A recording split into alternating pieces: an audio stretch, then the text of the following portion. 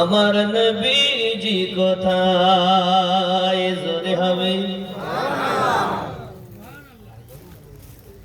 আমার হাত আমার হয়নি, পা আমার হয়নি, চোখ আমার হয়নি। আল্লাহ পাক বলছেন চোখ দিয়েছি দেখে না, তার মানে কানা অন্ধ। আমরা সেই অন্ধ হয়ে কবরে যেও না, তাদেরকেই বল চোখ থাকার পরও দেখে না। এখানে মোবাইলে দেখছো তোমার মাকে, তোমার বন্ধুকে, তোমার ভাইকে, দিল্লিতে, বোম্বাইয়ে, আরবে, ইরাকে, কুয়েতে, দেশ বিদেশকে দেখছো মোবাইলে। আর মানুষের বানানো নেটওয়ার্কের মাধ্যমে, আর আমার আল্লাহ যে তোমাকে নেটওয়ার্ক দিয়ে পাঠিয়েছে, সে নেটওয়ার্ক কেন অফ? সে নেটওয়ার্ক কেন অফ? মানুষই কবরে যাও। বন্ধুরে আমার, কবরের আযাব আপনি বলবো কাকে আযাব হবে? কার? যুবক আমার, যে ব্যক্তি পৃথিবীর জমিনে চোখকে কাজে লাগাতে পারেনি, পাকে কাজে লাগাতে পারেনি, এমনি করে নিজের অঙ্গ প্রত্যঙ্গ নিয়ে খালি ঘোরাফেরা করেছি, বলছে বিবি আমার, বাচ্চা আমার, গাড়ি আমার, জমি আমার, সবাই আমার, আমি কার? তুমি যেদিন তোমার রবের হবে, তুমি যেদিন তোমার নবীর হবে, তুমি যেদিন তোমার মুর্শিদের হবে, সেদিন তুমি রব পেয়ে যাবে। মারেফাত ওয়াজ, শরিয়াত ও মারেফাত। আমি চারটি জিনিস বলি, শরিয়াত, তরিকত, মারেফাত আর হাকিকত। চার মিলে হয় আল্লাহর ইবাদত। যারা শুধু শরিয়াতের নামাজ পড়ে নামাজি নয়, চিটিংবাজ। কথা বুঝেছেন? শরিয়াত, তরিকত, মারেফাত আর হাকিকত চার মিলে হয় আল্লাহর ইবাদত। আর এই চার মিলে যে আল্লাহর ইবাদত করে, ওই ইবাদত আল্লাহ পাক বলেন ইন্নাস সালাতা তানহা আনিল ফাহশাই ওয়াল মুনকার। নিশ্চয় নামাজ কুকর্ম থেকে মানুষকে বাঁচিয়ে রাখে। সুবহানাল্লাহ। যে কোনো নামাজ আপনি মনে করে ঠুকলেন আর চলে এলেন, ওই নামাজে আপনাকে খারাপ কাজ থেকে বাঁচাবে। নামাজ পড়তেছেন মন মাঠে, আপনি ঘাটে, ওই নামাজ আপনাকে বাঁচাবে। সময় হইলো, যেমন মক্কাতে গিয়েছি, মদিনাতেও গিয়েছি, মক্কাতেও দেখি নামাজের হালাত, নামাজ পড়তেছে তো কোনো ঠিক নেই। কেউ এইভাবে হাত বেঁধে নামাজ পড়তেছে, আবার কেউ এইভাবে হাত বেঁধে নামাজ পড়তেছে, আবার কেউ এখানে হাত বেঁধে নামাজ পড়ছে, আর কেউ হাত বাঁধেই। কি যন্ত্রণা! নামাজ জাহাজ করে সালাম ফিরানো দেরি, এবার হুটাপাটা শুরু করে দিয়েছে, দাঁড়ায় না। চোখে দেখা কথা বলছি, কাবার দিকে আমরা থুতু ফেলি না, সুন্নিরা কাবার দিকে পা লম্বা করে বসে আছে। মক্কাতেও যা, মদিনাতেও তা। আপনি কি মনে করেছেন এই যারা বলতেছে আমরা খুব মক্কা মদিনা থেকে হাদিস পেয়েছি, কোরআন পেয়েছি, মক্কা মদিনা থেকে আমাদের সব, এই সব প্রাচুরের দল। মোহাব্বত আছে তাদের, রাসূলের ইশক আছে যাদের, এরাই জান্নাতি দল। খেয়াল করেন, আমার কথা হয়তো সবার জন্য না, ভালো লাগবে না যে ও তো এক দলের কাছে, এক দলের না। আর কেন এক দল বলবো না, এটাই জান্নাতি দলের কথা। ভালো করে বুঝেন, আমরা মক্কা কি করে তা দেখে আমাদের ইসলাম নয়। মক্কাতে আপনি জানেন 16টা মাজার ছিল, প্রত্যেকটা মাজার গম্বুজওয়ালা, সব ভেঙে দিয়েছে। মক্কায় জান্নাতুল মদিনাতে ছিল জান্নাতুল বাকির মধ্যে 16টা মাজার, সব ভেঙে দিয়েছে। কারা ভেঙেছে? এই সব আমার জওয়ান যুবক সোনামানিকেরা ভালো করে ব্রেনের ভিতরে রাখুন। নবী তো জাহাজ সাল্লাল্লাহু আলাইহি ওয়াসাল্লামের আশিক যারা, তাদের জন্য হলো আপনার নেজাত। কবরের ভিতরে আপনাকে আমাকে রাখা হবে, যখন ফেরেশতা জিজ্ঞাসা করবে এবার লেখো, আমরা তো লিখতে যাব না বাবা, কুকর্মগুলো যখন লিখতে যাব না, তখন আমার হাত সাক্ষী দেবে, আমার আপনার চোখ সাক্ষী দেবে। চোখ ডাক দিয়ে বলবে, হে আল্লাহর বান্দা বান্দি, মিথ্যা কথা বলো না, মিথ্যা কথা বলো না।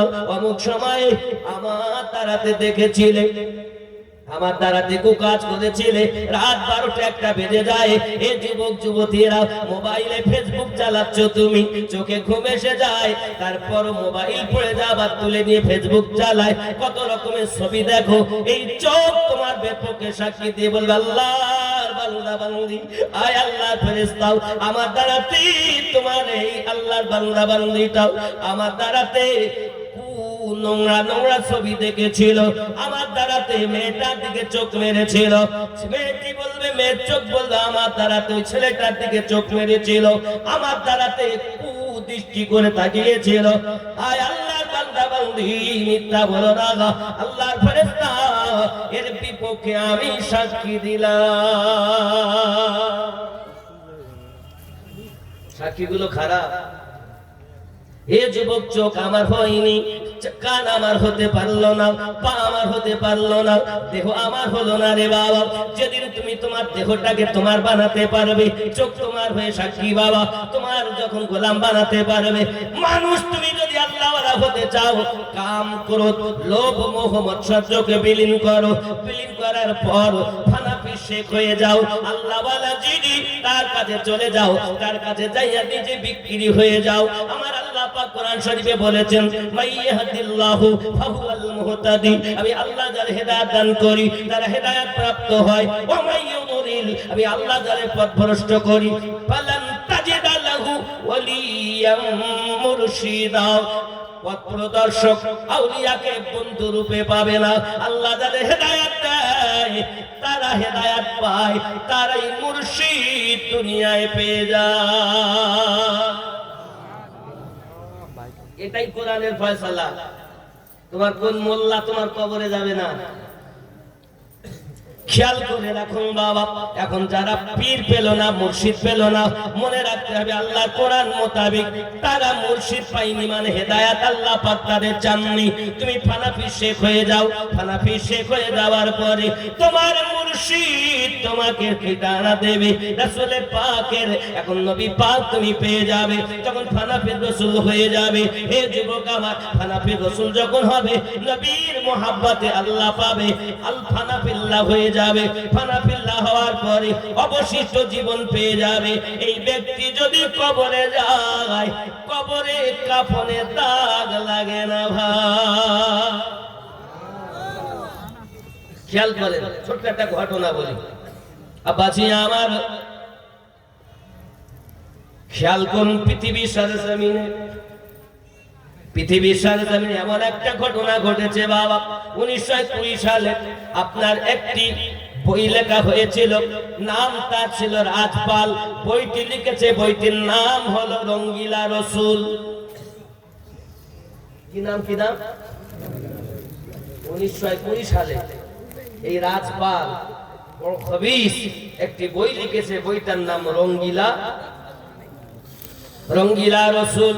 হে বাবাজি আমার, আমার নবী পাকের শানে যখন কটূক্তি করেছে পশ্চিম পাকিস্তান এবং পূর্ব পাকিস্তান, বাবা আমার ভারত বাংলাদেশ সব মুসলমান একত্রিত হয়ে যখন এই রাজপালের বিরুদ্ধে কথাবার্তা ইস্তেমা আপনার করতে আরম্ভ করে দিয়েছে, প্রতিবাদ করতে আরম্ভ করেছে, একজন আলেমের দিক ওয়াজ করতেছেন, একদিন জীবনের থেকে বেশি নবীকে ভালোবাসতে হবে। সহিহ বুখারী কিতাবুল ঈমান হাদিস নাম্বার 15, আনাস বিন মালিক রাদিয়াল্লাহু তাআলা আনহু বলেন, লা ইউমিনু আহাদুকুম হাত্তা আকুনা আহাব্বা ইলাইহি মিন ওয়ালিদিহি ওয়া ওয়ালাদিহি ওয়ান নাসি আজমাইন।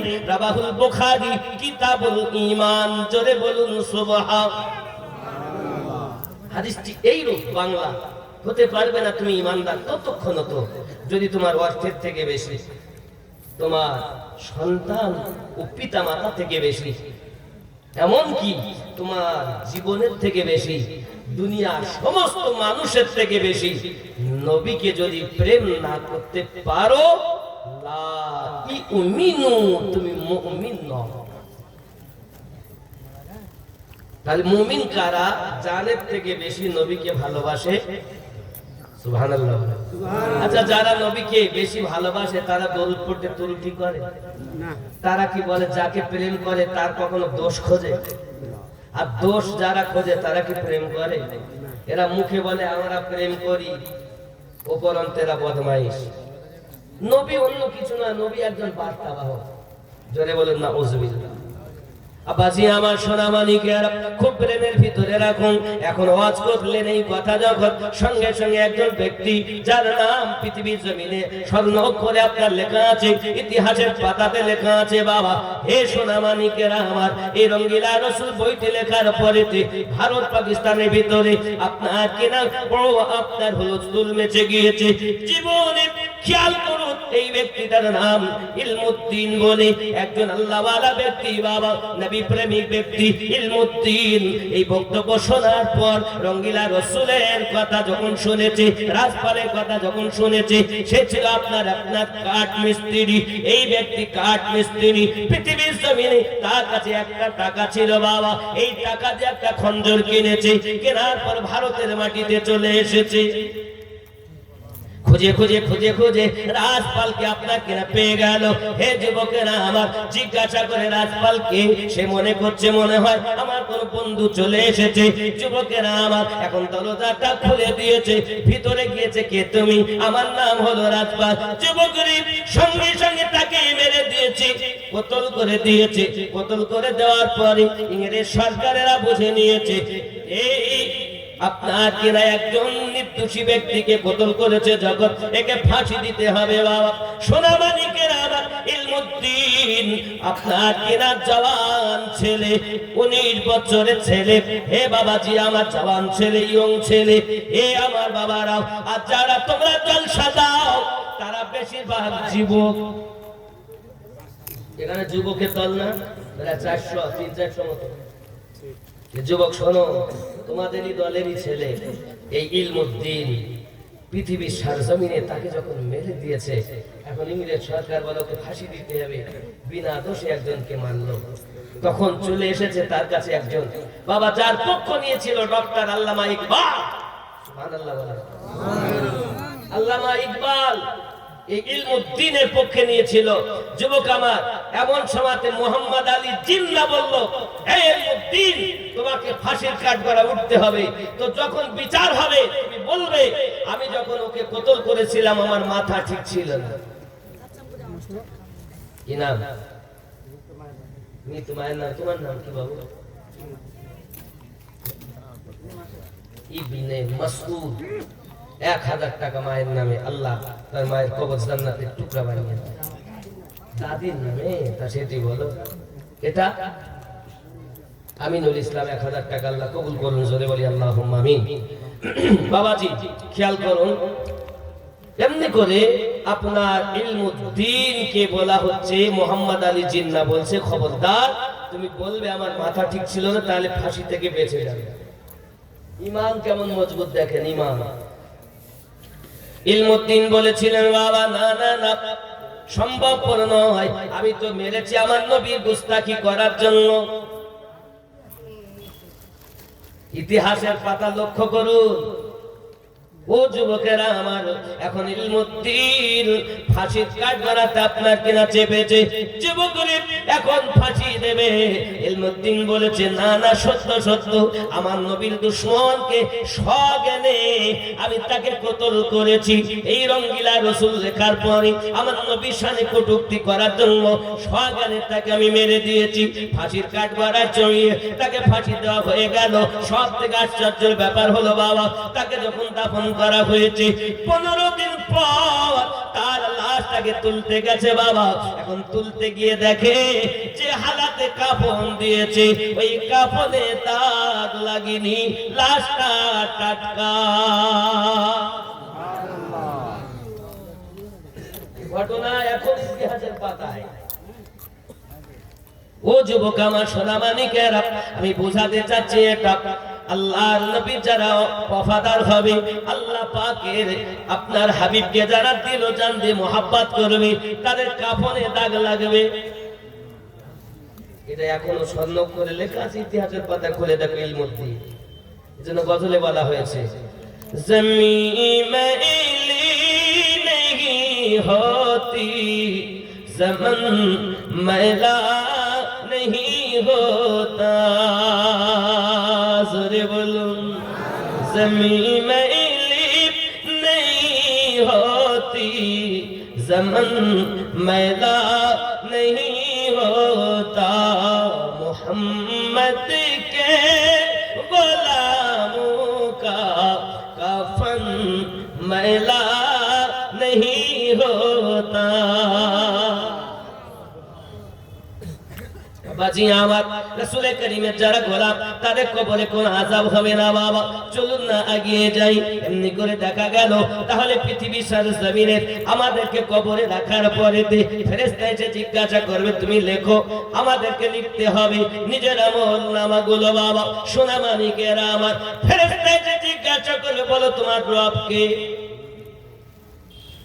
মৃত ব্যক্তি কথা বলে, মৃত ব্যক্তি আওয়াজ শোনে, যদি সে মুমিন হয় তার আওয়াজ আলাদা, আর যদি মুমিন না হয় তাহলে আপনি গোসল দিতে যখন যাবেন বাবা, এই গোসল দেওয়ার সময়তে আস্তে আস্তে তার আপনার কাপড়গুলো খোলার জন্য অনুরোধ করে, আওয়াজ করে, হে যুবকেরা আমার, যেন চলে তুমি তার কাপড়টা খোলো না, এখনই মরণের যন্ত্রণা ভোগ করেছে। যুবক তাকে গরম পানি দিয়ে বড়ই পাতার গরম পানিতে তাকে গোসল দিত যুবক। এ যুবকেরা আমার, ভালো করে জেনে নাও মায়েরা ভাইয়েরা, ভালো করে বুঝুন পৃথিবীর জমিনে এমনি করে গোসল দেওয়ার সময় ওই ব্যক্তি চিৎকার মেরে বলে আস্তে আস্তে কাপড়গুলো খোলো, এখনই যন্ত্রণা ভোগ করেছি, যে যন্ত্রণা আমার সহ্য হয় না। 1000টা মানুষ যদি তলোয়ার নিয়ে খোঁচা দেয় ওই ব্যক্তি যা কষ্ট হয়, এটি হলো আপনার সামান্যতম মরণের কষ্ট। আল্লাহর নবী ইব্রাহিম আলাইহিস সালাম আজরাইল ফেরেশতাকে জিজ্ঞাসা করেছিলেন, এ মালাকুল মাউত, তুমি কি একবার আমাকে দেখাবে রূহ কবজ করো যখন, তখন তোমার চেহারাটা কেমন হয়? মালাকুল মাউত বলেছিলেন, আল্লাহর নবী ইব্রাহিম, আপনি দেখতে চাইবেন না, কারণ সহ্য করার ক্ষমতা থাকবে না। ইব্রাহিম আলাইহিস সালাম বললেন, একবার যদি দেখান বড় ভালো হয়, আমার বড় দেখতে ইচ্ছা হয়। হযরতে মালাকুল মাউত ইসরাইল ফেরেশতা সঙ্গে সঙ্গে পলকের মধ্যে বাবা তার মাথার চুলগুলো লম্বা খাড়া হয়ে গেল, চোখগুলো লাল, আগুন যেন বার হচ্ছে চোখ দিয়ে, আগুনের শিখা বার হচ্ছে।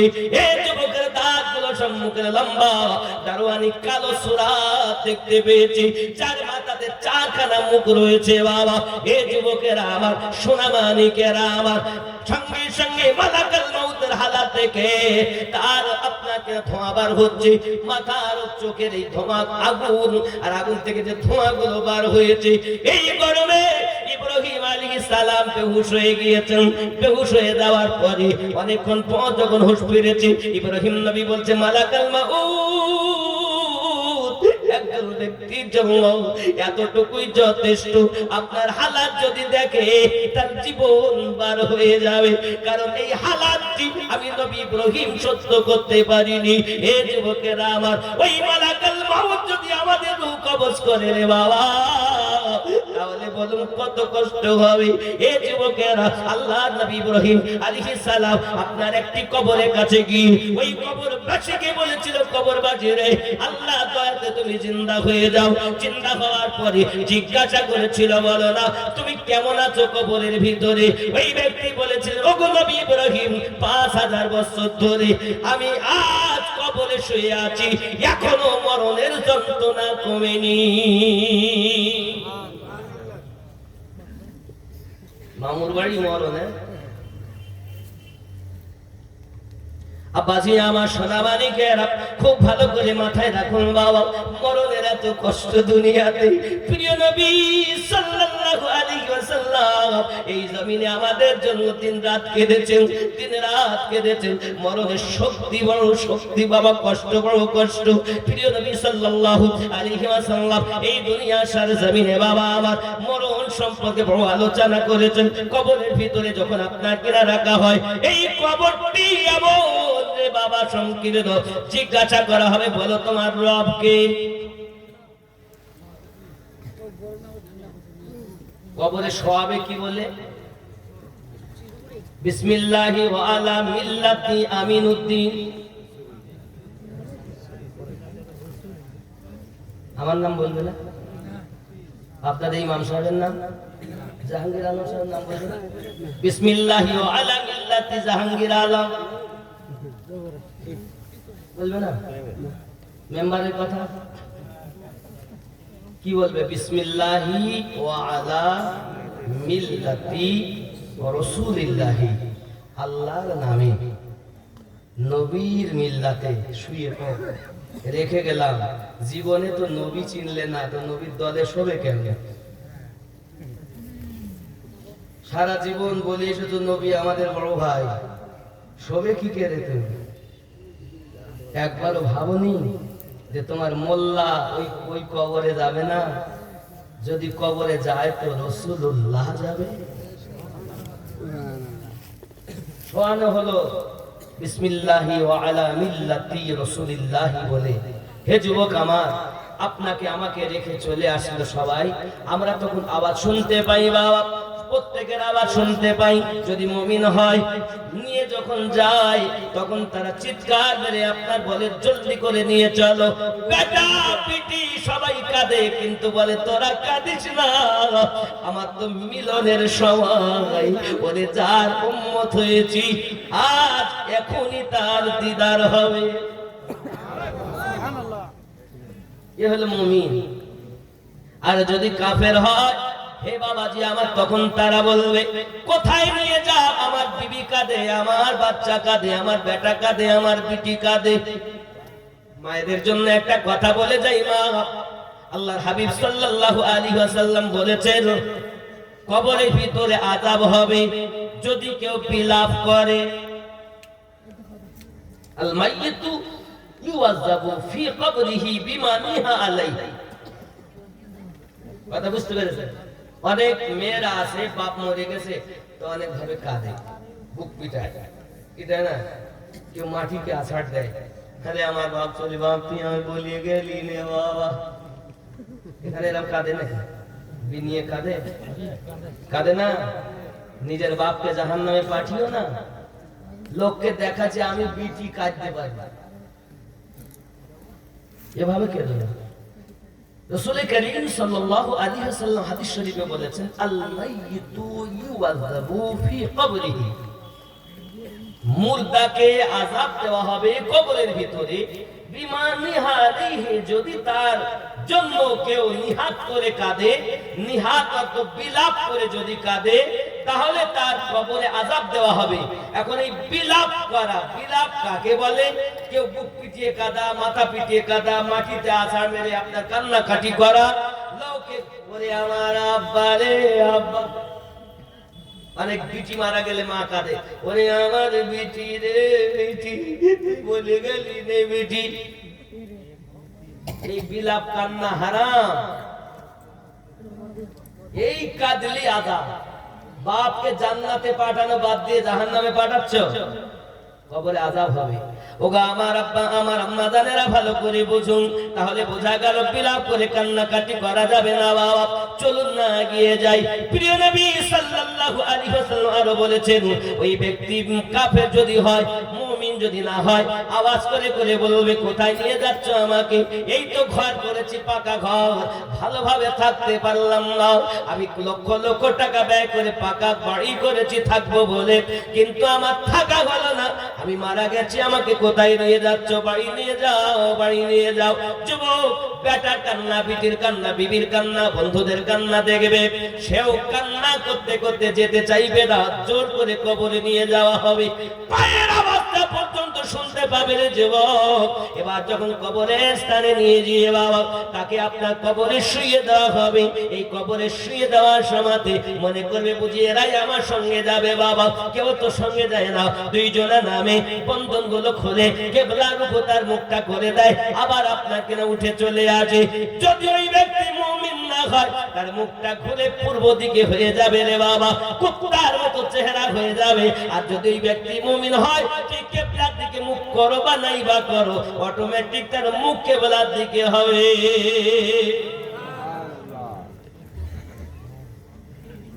এ মুমিনের হালাত। কবরে রাখার পরে যুবকেরা আমার ভালো করে প্লেনের ভিতরে রাখুন, ওই কবরে আপনার আমাকে যখন রেখে দেবে বাবা, এখন আমাকে এসে যেই তুলবে, উঠ আমিনউদ্দিন রুহু দিল, এমন সময়তে আমি আওয়াজ করব। যদি রাতে হয়, দিনে হয়, বিকালে হয়, বেলা 2টোতে দাফন করুক, আর সকাল বেলা দাফন করুক, রাত 1টাতে দাফন করুক, আর রাত 8টার সময় দাফন করুক, যখন করবে না কেন ফেরেশতা যখন আসবে সঙ্গে সঙ্গে আওয়াজ করবে মুমিন ব্যক্তি, ওরে ফেরেশতা সরে যা, সরে যা, সরে যাও, আমাকে আসরের নামাজ পড়তে দে। মনে হলো যেন আসরের নামাজ আমার চলে যাচ্ছে।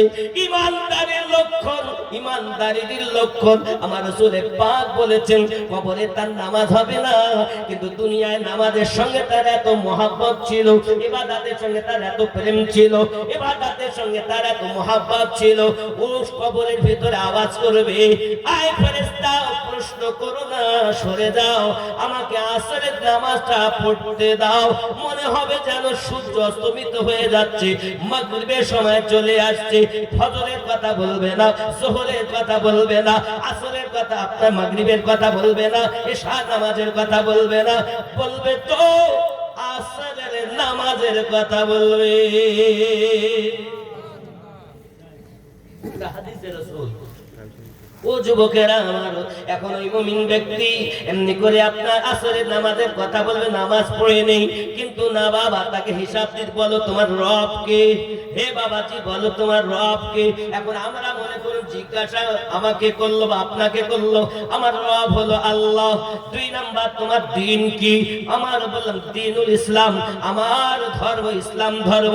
3 নাম্বার প্রশ্ন হলো মা কুনতা তাকুল ফি হাক্কি হাজার রাজুলিন মুহাম্মাদ সাল্লাল্লাহু আলাইহি ওয়াসাল্লাম, এই ব্যক্তি সম্পর্কে তোমার কি ধারণা যার নাম মুহাম্মদ সাল্লাল্লাহু আলাইহি ওয়াসাল্লাম।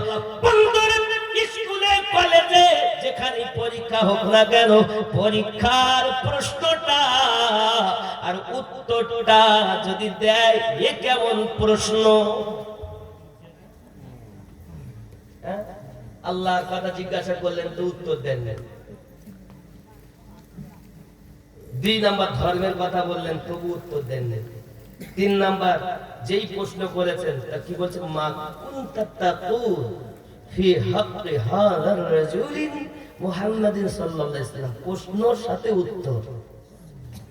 সুবহানাল্লাহ বলেন। তার মানে এখানে বলা হচ্ছে এই ব্যক্তি সম্পর্কে তোমার আকীদা কি ছিল।